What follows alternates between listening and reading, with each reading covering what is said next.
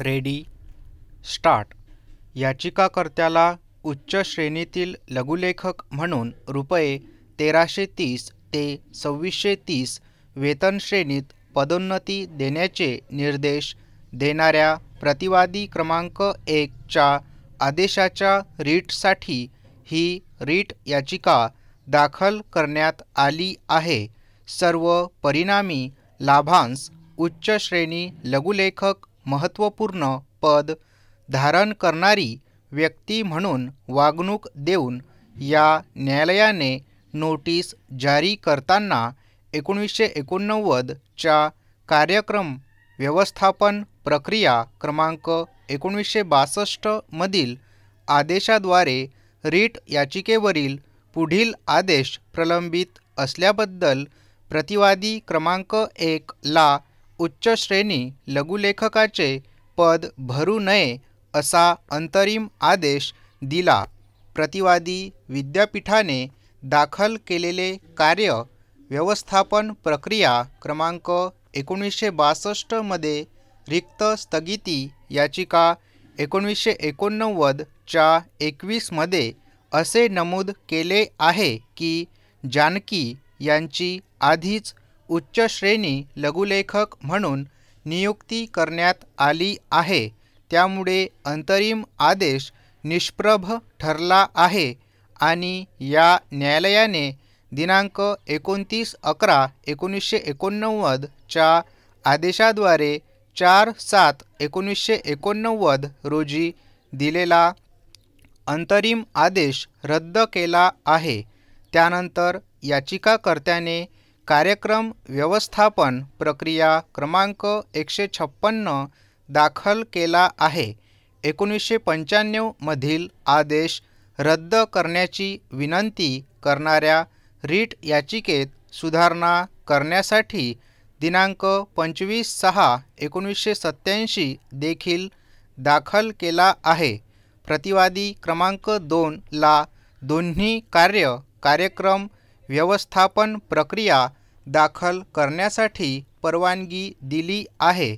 परिणामी याचिकाकर्त्यांची आजची प्रार्थना आहे की प्रतिवादी क्रमांक 1 ला उच्च श्रेणी लघुलेखक म्हणून नियुक्ती करण्याचे आणि प्रतिवादी क्रमांक 2 ची विशेष श्रेणी लघुलेखक म्हणून नियुक्ती करण्याचा आदेश रद्द करावा। याचिकाकर्त्यांच्या विद्वान वकिलांनी कठोरपणे असा युक्तिवाद केला की याचिकाकर्ता उच्च श्रेणी लघुलेखक म्हणून काम करत होता आणि प्रतिसादक क्रमांक 2 देखील उच्च श्रेणी लघुलेखक म्हणून काम करत होता आणि प्रतिसादक क्रमांक 2 त्याच्यापेक्षा कनिष्ठ होता।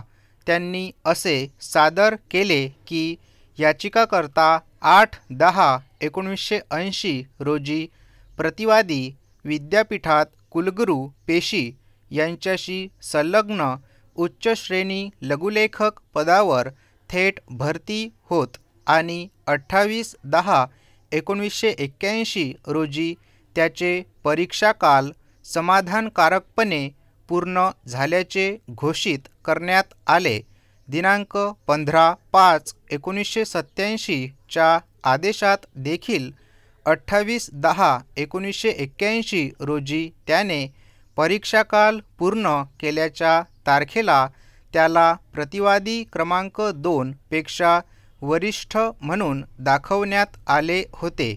परिस्थिती तशीच उभी राहिल्याने प्रतिवादी क्रमांक 2 ला खालच्या श्रेणीतून उच्च श्रेणी लघुलेखक म्हणून पदोन्नती देण्यात आली आणि 31/10/1984 रोजी त्याचे प्रोबेशन घोषित करण्यात आले।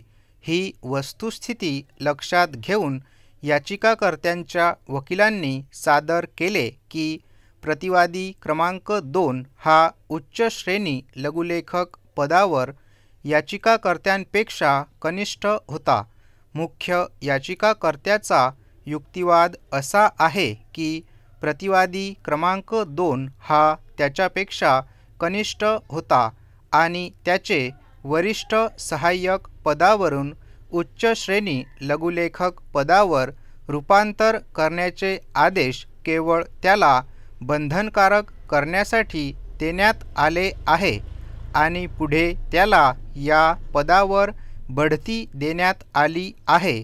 याचिकाकर्त्यांच्या केसचा विचार न करता उच्च वेतनश्रेणीसह विशेष श्रेणीतील लघुलेखक प्रतिवादी क्रमांक 2 ला विशेष श्रेणी लघुलेखक म्हणून पदोन्नती देण्याबाबत आणि याचिकाकर्त्यांचे उच्च श्रेणी लघुलेखक पदावर पुनर्परिवर्तन करण्यासाठी केलेल्या निवेदनाचा विचार न केल्याने आणि विशेष श्रेणीतील पदोन्नतीसाठी त्याच्या प्रकरणाचा विचार न केल्याने भारतीय राज्यघटनेच्या कलम 14 आणि 16 नुसार लघुलेखक विरुद्ध कार्यवाही करण्यात आली.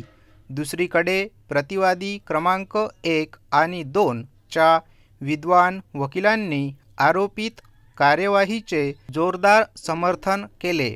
प्रतिवादी क्रमांक 1 विद्यापीठाच्या विद्वान वकिलांनी विनंती केली की प्रतिवादी क्रमांक 2 चे धर्मांतर प्रकरणाच्या अत्यावश्यक स्थितीत करण्यात आले होते आणि याचिकाकर्त्यांच्या केसचे आदेश दिले गेले नाही कारण याचिकाकर्त्याने प्रतिवादी क्रमांक 2 नंतर पुन्हा धर्मांतराची मागणी केली होती.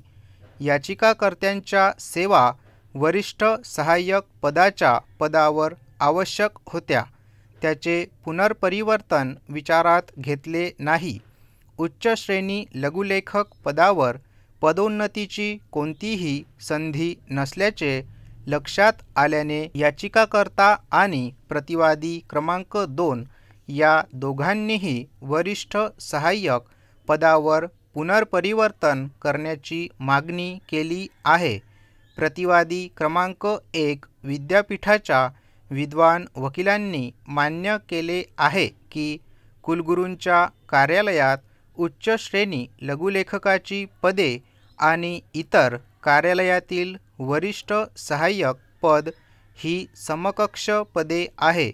बहुधा शासनाच्या दिनांक 26/5/1987 च्या कार्यवाहीची माहिती मिळाल्याने ज्याद्वारे विभाग प्रमुखांशी संलग्न उच्च श्रेणी लघुलेखकांच्या 2 पदांपैकी एक पद 1330 ते 2630 रुपयेच्या वेतनश्रेणीत विशेष श्रेणी लघुलेखक पद म्हणून श्रेणी सुधारित करण्यात आले आहे. याचिकाकर्त्यांच्या विद्वान वकिलाचा दुसरा युक्तिवाद असा आहे की प्रतिवादी क्रमांक 2 ला केवळ त्याला बाध्य करण्यासाठी दिनांक 25/5/1989 च्या आदेशास अनुकूल केले गेले होते. कदाचित त्या प्रतिवादी क्रमांक 2 ला दिनांक 25/6/1987 च्या शासनाच्या कार्यवाहीची माहिती होती ज्याद्वारे विभाग प्रमुखांशी संलग्न उच्च श्रेणी लघुलेखकांच्या पदांपैकी एक विशेष श्रेणी लघुलेखक पदावर श्रेणी सुधारित करण्यात आली होती. याचिकाकर्त्यालाही याची माहिती मिळाल्यावर त्यांनी वरिष्ठ सहाय्यक पदावरून उच्च श्रेणी लघुलेखक पदावर पुनर्परिवर्तन करण्यासाठी निवेदन केले.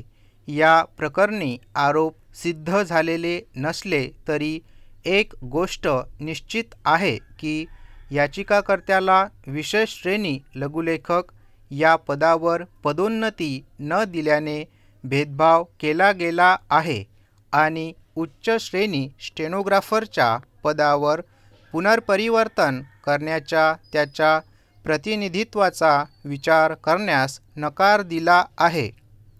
प्रतिवादी क्रमांक 1 च्या विद्वान वकिलांचा पुढील युक्तिवाद असा आहे की कोणत्याही व्यक्तीला विशेष श्रेणी लघुलेखक पदावर पदोन्नती देणे किंवा न देणे हा कुलगुरूंचा विशेषाधिकार आहे. स्टॉप.